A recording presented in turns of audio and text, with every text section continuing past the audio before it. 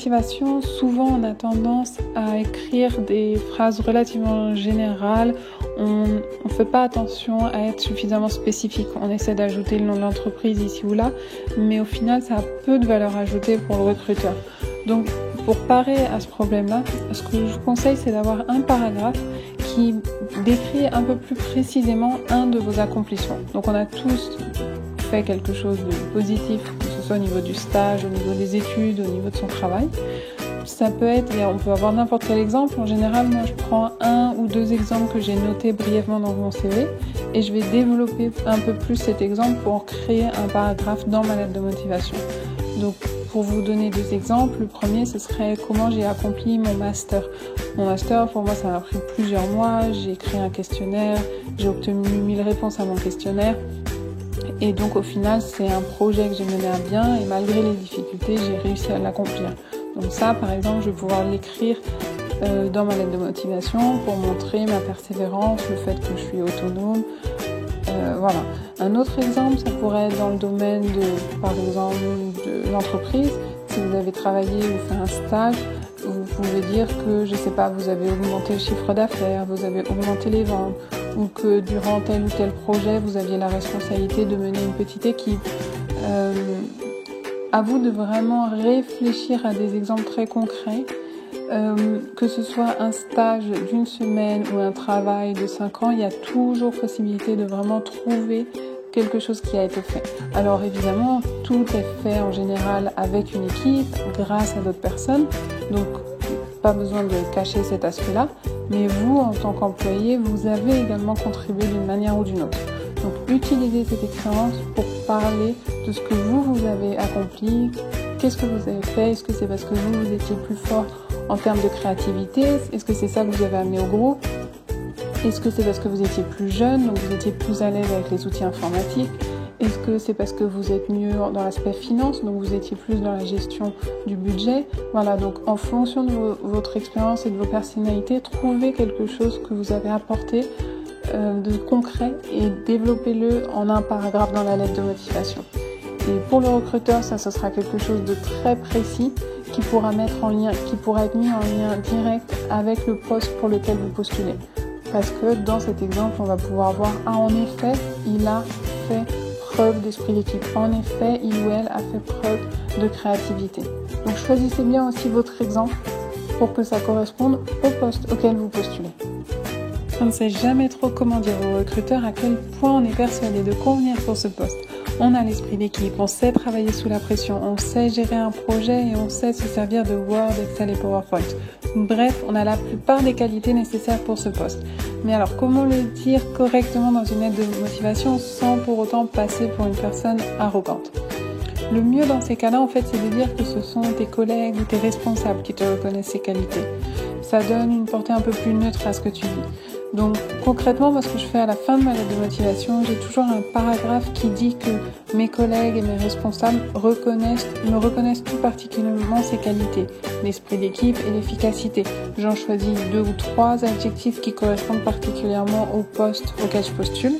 Et ensuite, dans le CV, je réfère à ces personnes en mettant bien leur nom, leur fonction, leur email et à la rigueur leur numéro de téléphone. Donc l'idée, c'est juste de changer la perspective. C'est pas toi qui dis que tu es le meilleur, ce sont les autres qui font remarquer et qui confirment au travers des expériences que tu as eues avec eux au niveau professionnel, que ce soit des stages ou dans le travail, que tu as en effet prouvé telle et telle qualité. Donc du coup, ton message dans la lettre de motivation il est beaucoup plus neutre et plus fiable, plus convaincant du point de vue du recruteur. Quand je fais ma lettre de motivation, en général, je garde toujours plus ou moins la même structure.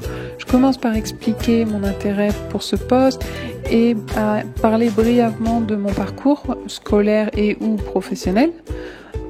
Ensuite, je donne 1 voire 2 exemples concrets pour prouver que j'ai les compétences pour ce poste. Donc comme je vous l'ai dit, ces exemples concrets, je les tire de mon CV. Je développe juste un paragraphe autour de ça. Ensuite, j'explique pourquoi cette entreprise m'intéresse tellement. Donc là, j'essaie d'aller voir, de fouiner un petit peu sur Internet, que ce soit au niveau des produits, des services, de la culture d'entreprise. Et j'essaie de mettre de mettre ça en lien avec mon parcours ou ma personnalité. Ensuite, j'explique à quel point je pense pouvoir contribuer au succès de l'entreprise. Je parle de mes qualités, mais pas en disant moi je suis ça et ça, mais en disant les personnes pour lesquelles j'ai travaillé ou que j'ai côtoyé me reconnaissent telle et telle qualité dans le monde de l'entreprise. Et je m'assure de mettre ces personnes référentes, de lister leur nom dans mon CV en parallèle. Et ensuite, je réinsiste sur ma motivation pour ce poste en particulier et pour ma motivation de faire partie de cette équipe, de cette entreprise. Du coup, en général, mes lettres de motivation, à cause de cette structure, ont tendance à être relativement longues, enfin une page, mais relativement bien chargée. Donc, j'hésite pas à mettre les phrases qui me semblent essentielles en gras, tout simplement. Comme ça, je veux que le recruteur, une fois qu'il aura mon CV dans les mains, et après, s'il a ma lettre de motivation, qu'il parcourt vraiment les 2-3 phrases qui me semblent essentielles. En général, ça va être « je suis extrêmement motivée »,« on me reconnaît telle qualité » et voilà, tel exemple. Dans la lettre de motivation, c'est important surtout de ne pas faire de faute d'orthographe. Alors bien sûr, je sais que vous n'êtes pas, justement si vous suivez cette chaîne, vous n'êtes pas bilingue complètement en anglais. Moi personnellement, je ne le suis pas non plus. Je parle sans aucun problème anglais, mais à l'écrit, évidemment, j'ai pas un niveau parfait. Donc ce que je vous conseille, c'est déjà pour créer le premier brouillon de votre lettre de motivation, aidez-vous énormément de Google. Allez chercher un petit peu des structures à droite à gauche qui existent. Ensuite, essayez d'avoir comme une sorte de structure de base pour votre lettre de motivation. Ensuite, faites-la corriger par quelqu'un. Soit corriger, soit traduire en fonction de votre besoin. Vous pouvez aller sur fiverr.com, five2r.com.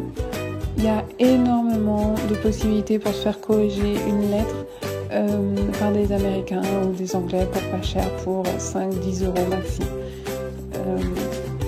Donc comme ça, vous aurez une première lettre de base qui sera correcte. Maintenant, c'est important de toujours adapter un petit peu au moins un paragraphe dans votre lettre de motivation. Donc dans ces cas-là, peut-être négocier avec un des freelances sur ce site, si vous pouvez avoir, je sais pas, il vous corrige, je sais pas moi, 4-5 lettres par semaine, juste un changement de paragraphe pour, je sais pas, 2 euros par semaine ou je sais pas, à voir quoi. Mais essayez toujours autant que possible d'envoyer une lettre de motivation qui est correcte en anglais, au niveau de la grammaire et au niveau du vocabulaire. Ce qui va faire toute la différence dans la lettre de motivation, c'est si on ressent cette énergie, cette envie de faire partie de l'entreprise.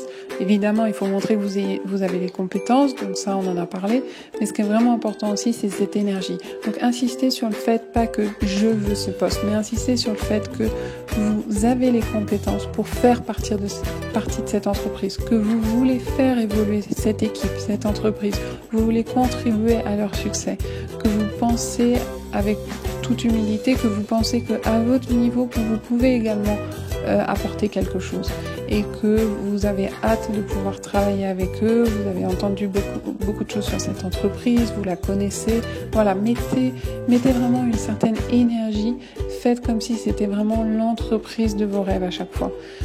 Parce que cette énergie va se sentir non seulement dans la lettre, mais ensuite à l'entretien, et ça fera une grosse différence comparée aux autres candidats.